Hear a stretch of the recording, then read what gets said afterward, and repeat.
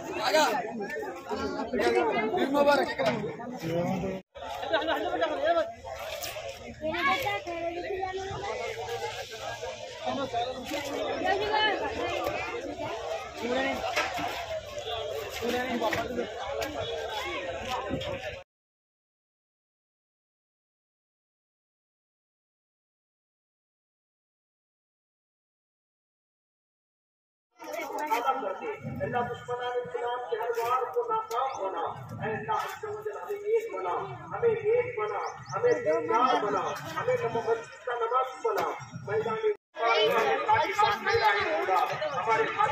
को दामन मुराद से भर दे, ऐ अल्लाह हमारे खाली हाथों को दामन मुराद से भर दे, ऐ अल्लाह